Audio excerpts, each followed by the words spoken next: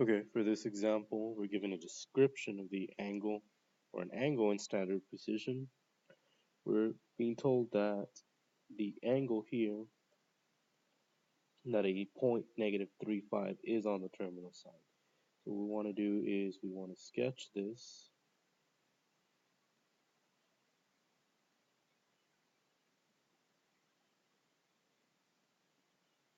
The only thing that we know about this particular problem is that at this particular point, -35, we have the terminal side has this. Now we rotate and we keep standard precision angle. We rotate from the positive x-axis. One possible scenario for this theta would be this one right here. Now what we're going to do is we're going to use a reference angle. In this case, that's this angle over here. We're going to create the right triangle associated by going from the terminal side directly to the horizontal axis. Now we know that this is 3 units, but we're going to go ahead and put -3 to indicate the direction, and the 5 here.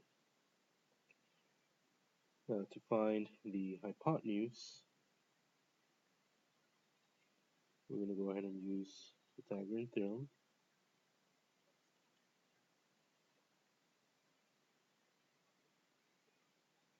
And on this example, it will not matter if you use the -3 or the +3 because of the fact that when you square this, you will end up with an answer. Negative squared is going to be positive, so we end up with this answer right here. Now the sign, just keep in mind that it is used for direction, but when we're trying to figure out the trigonometric functions values for theta, we're going to go ahead and use this reference angle and the sides associated with it, with the sign included. So if we wanted to find sine of theta, we use SOHCAHTOA, right triangle trig. Sine is opposite over hypotenuse. In this case, the opposite is 5. Hypotenuse is square root of 34. If we wanted to simplify, rationalize the denominator, we'd end up with this answer right here.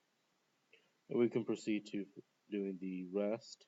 Now when you find cosine, just be careful, it's adjacent over hypotenuse. Adjacent is going to be -3 over the square root of 34.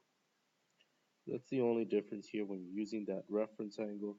Make sure that you keep the sign associated with the direction of this right triangle, or the segment there. Let's simplify, rationalize the denominator. And then finally, tangent of theta is going to be opposite over adjacent. Opposite is 5, adjacent is -3.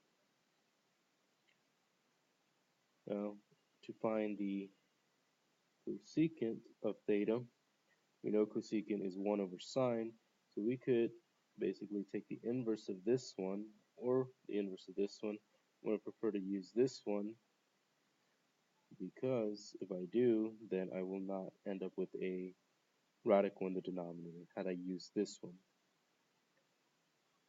You could use this one, take the inverse, square root of 34 is going to end up on the bottom, rationalize it the same way we did before, but you'd end up back with this. Secant is the inverse of cosine. We're going to flip this answer right here.